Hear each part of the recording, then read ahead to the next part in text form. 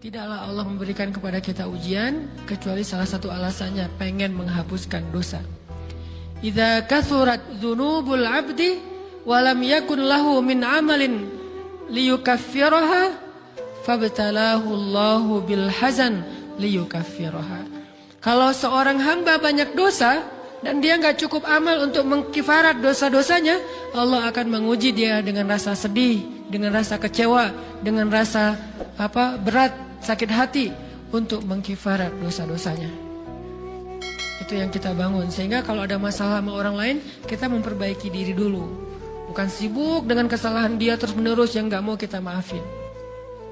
Misalnya ada teman kita nih, jadi clash sama kita. Hal pertama yang kita bangun, astagfirullahaladzim, saya banyak dosa nih. Tapi kan yang salah dia, ya. Tapi mungkin dia nggak akan mengatakan kalimat itu, nggak akan bersikap kayak gitu kalau kita nggak punya dosa. Allah sengaja mengutus dia untuk menguji kita lewat kata-katanya, lewat perilakunya, karena kita punya dosa. Jadi penyebab pertama diuji itu bukan teman kita yang salah, itu penyebab kedua. Memang dia salah, dan itu harus kita akui, realistis lah. Dia salah, dia nggak pas, dia nggak bijak, dia apa. Oke, tapi yang mentakdirkan dia salah kepada kita Allah Subhanahu wa taala. Kenapa Allah takdirkan gitu? Karena kita masih punya banyak dosa. Allah kirim kita ujian, bisa manusia, bisa alam, bisa dalam diri kita sendiri. Itu semuanya adalah cara Allah untuk menguji kita dan membersihkan dosa-dosa kita. Ini yang kita bangun pertama. Yang kedua, kata Nabi di dalam hadis Bukhari, "May yuridillahu bihi khairan." Yang terkenal kan yufaqihu fiddin, itu yang terkenal. Ternyata ada dua modelnya. Ada may yuridillahu bihi khairan yufaqihu fiddin. Siapa yang Allah pengen kasih dia kebaikan agama, kebaikan, Allah akan buat dia mengerti halal dan haram. Itu berarti Allah sayang sama dia. Ini satu model hadis. Ada model yang kedua, mirip redaksinya. May yuridillahu bihi khairan yusib min. Hadis Bukhari. Siapa yang Allah pengen ngasih dia kebaikan, Allah uji. Hah? Kok gitu caranya? Ternyata kayak gitu rahasianya. May yuridillahu bihi khairan, may yuridillahu bihi khairan. Siapa yang Allah pengen ngasih dia kebaikan, Allah kasih dia musibah atau ujian. Kenapa bisa seperti itu, Ustaz? Fa inna ma'al usri yusra, inna ma'al usri yusra. Seolah-olah Allah bilang di dalam ayat itu, kalau kalian mau dapat kemudahan, biasanya lewatnya kesusahan dulu. Kalau kalian pengen dapat keberuntungan, biasanya dapatnya kerugian dulu. Tapi keberuntungan dan kerugiannya pasti nggak sebanding. Keberuntungannya jauh lebih besar daripada kerugiannya. Kerugian itu kayak modal doang, DP. Jadi kalau kita mau dapat kejutan dari Allah, Allah kasih kita DP. DP-nya apa? Ujian. DP-nya musibah. DP-nya rasa nggak nyaman. Itu DP tuh. DP terhadap apa? DP dari Allah terhadap hadiah-hadiah besar yang Allah pengen ngasih ke kita setelahnya. Cuman banyak orang yang menolak DP ini. Sama kayak kita misalnya. Kalau kita mau ngasih dia hadiah, kita kasih dia kayak kejutan dulu. Dia lagi ulang tahun nih, disiram air dulu. Setelah itu dikasih hadiah-hadiah yang mahal. Rela nggak disiram air demi hadiah? Rela, udah siramin lagi aja. Kalau setelahnya ada hadiah. Yang kita nggak rela, kalau setelah disiram, disuruh bersih-bersih sendiri dan nggak dikasih apa-apa, kan nggak rela tuh. Berarti ini bab iman. Yakin nggak kalau Allah tetap ngasih hadiah? Kan sabar dan iman itu ternyata tahu aman, kembar. Kalau kita yakin Allah ngasih hadiah setelah ngasih kita DP ujian, ya kita akan sabar. Gak apa-apa deh, bentar lagi mau dikasih hadiah, digini-giniin juga gak masalah. Dibully, diapain sama Allah, biarin aja. Ya Allah saya sabar, kan bentar lagi mau dikasih hadiah nih. Ini masalah yakin. Tapi kalau kita gak yakin, apa sih maunya Allah gitu kan?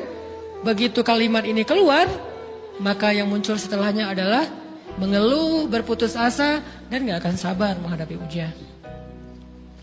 Ujian, kata Nabi, may yuridillahu bihi khairan. Siapa yang Allah pengen kasih hadiah, siapa yang Allah pengen kasih kejutan, siapa yang Allah pengen kasih pertolongan, siapa yang Allah pengen kasih kebaikan, yusib min. Allah akan uji dia dulu. Ini sunnatullah. Sehingga kalau kita lagi diuji, Yang kita lihat jangan ujiannya, apa setelah itu. Gimana ngelihatnya Ustaz nggak kelihatan? Dengan mata hati. Istafti qalbak, tanya kepada hatimu, kelihatan nggak? Dengan mata hati. Gimana ngelihat dengan mata hati? Dengan iman, saya percaya Allah pasti ngasih kebaikan setelah ini. Orang Allah sendiri yang ngomong, nggak ada satu huruf pun di Al-Quran yang salah, apalagi satu ayat, apalagi 2 ayat. Fa inna ma'al usri yusra, ditegesin lagi, inna ma'al usri yusra. Tapi usr dulu, baru yusr. Dikasih kesusahan sedikit, dikasih kemudahan yang banyak. Dikasih kesusahan sedikit, dikasih kemudahan yang banyak. Ini yang kita coba bangun, tajdidul iman. Bangun memperbarui, yakin. Sehingga ketika kita diuji, sedih, wajar. Mengaduh sedikit, bukan mengeluh ya. Kalau mengeluh kan nyalahin Allah. Kalau ngaduh, yang namanya orang dicubit kan, itu ngaduh. Tapi kalau, apa sih maunya Allah? Nah itu ngeluh. Antara mengadu dengan mengeluh berbeda. Mengadu, itu manusiawi. Sedih, itu manusiawi. Air mata, bahkan bukan hanya manusiawi, itu rahmat dari Allah. Orang yang gak bisa menangis itu yang bahaya. Kalau kita masih bisa menangis, berarti kita masih peka hatinya. Bukankah anak kecil paling sering menangis? Berarti hatinya peka. Siapa lagi selain anak kecil yang paling sering menangis? Cewek. Cowok itu emang gak punya perasaan, makanya jarang nangis. Cewek dikit-dikit nangis. Jangan bilang, cemen banget sih nangis, cengeng apa. Enggak, karena dia perasaannya lebih peka dari kita. Itulah kenapa Allah menitipkan bayi kepada perempuan. Kalau dititipin ke laki-laki, hancur. Di balik kepekaan perempuan, di balik sensitifnya perempuan, di balik perasaannya yang luar biasa, di situ Allah Subhanahu wa taala menitipkan amanah, dia yang paling baik dalam merawat bayinya. Perempuan secara umum mungkin lebih banyak bicara daripada laki-laki ya. Walaupun ada orang yang perempuan pendiam banget, ada yang nggak ngomong sama sekali, misalnya diem-diem aja, ada. Tapi secara umum perempuan lebih banyak berucap daripada laki-laki. Emangnya ini kekurangan? Bukan. Ini kelebihan. Kalau dia berikan itu dalam hal yang tepat. Apa yang tepat? Mendidik anak. Justru karena perempuan banyak ngomong, lebih baik dalam mendidik anak daripada laki-laki. Laki-laki itu kurang mendidik, kurang mengedukasi kepada anak dengan usia tertentu karena dia jarang memahamkan. Salah hanya marah, salah hanya ditegur. Kalau ibunya jelasin, gini sebelum tidur ibunya yang ceritain banyak cerita. Saya sendiri ngalamin. Sering mana seorang ayah sama ibu interaksi sama anak dalam bentuk verbal. Sering ibu. Jadi menangis itu rahmat dari Allah. Gak apa-apa, nangis saja.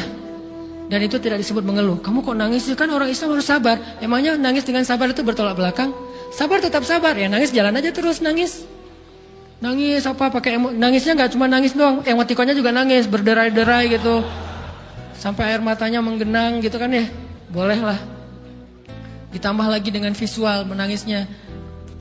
Posting bahwa dia lagi tertusuk duri dengan postingan kaktus atau apalah. Dia pengen share ke semua orang bahwa saya sedang sedih. Sehingga nanti ketika ada orang yang menghibur dia dengan sedikit kata-kata yang sabar ya segala macam, makin berderai-derai. Itu belum jadi, kecuali dia keluarkan kata-kata mengeluh, baru dia disebut orang yang banyak mengeluh, berputus asa. Kalau mengaduh, wajar. Walaupun ada nabi udah diuji berat gak mau mengaduh, apalagi ngeluh. Zakaria digergaji, mengadu aja enggak. Kenapa? Karena kata malaikat, kalau kamu mengaduh sedikit aja, maka Allah Subhanahu wa taala akan menghancurkan kaum ini. Dia kasihan kepada kaumnya, enggak mau mengaduh. Satu-satunya orang yang kita tidak boleh mengaduh hanya orang tua. Atau itu mengeluh kalau untuk orang tua. Kalau yang lain enggak disebut mengeluh. Kalau ke teman, malas enggak apa-apa. Jangan sering-sering tapi. Apaan sih? Ke teman boleh. Tapi ke orang tua, saja, itu bukan lagi mengaduh, itu sudah mengeluh. Khusus untuk orang tua. Kalau diantara manusia. Kalau kepada Allah dan Rasul, pastinya lebih dari itu. Ketika kita diam saja, tidak langsung beranjak sami'na wa ata'na labbaik ya rabbi wa sa'daik, enggak memenuhi panggilan Allah, itu sudah disebut bagian dari kufur ingkar. Tapi minimal kita mungkin masih mengaduh, kita masih menangis, kita masih lelah, kita masih merasa lemah. Setidaknya kita tidak mengeluh. Kenapa? Kita percaya Allah kalau mau ngasih hadiah kepada hambanya, DP-nya itu ujian. Dan yakinlah hadiahnya minimal 10 kali lipat lebih baik daripada ujian itu. Minimal, karena nggak ada amal soleh yang dibalas di bawah 10 kali lipat tuh nggak ada. Amal soleh, amal ya bukan niat. Amal yang udah kita kerjakan minimal dibalas 10 kali lipat. Minimal, maksimalnya bighairi hisab, tanpa batas. Bighairi hisab, tanpa batas. Ada yang 700 kali lipat kayak sedekah. Tapi tetap aja ayat sedekah di akhirnya ujung-ujungnya apa? Bighairi hisab juga kan? Berarti sedekah itu minimal dibalas 700 kali lipat. Minimal. Kalau kita yakin. Selalu syaratnya kalau kita yakin. Dan saya ngebuktiin itu banget.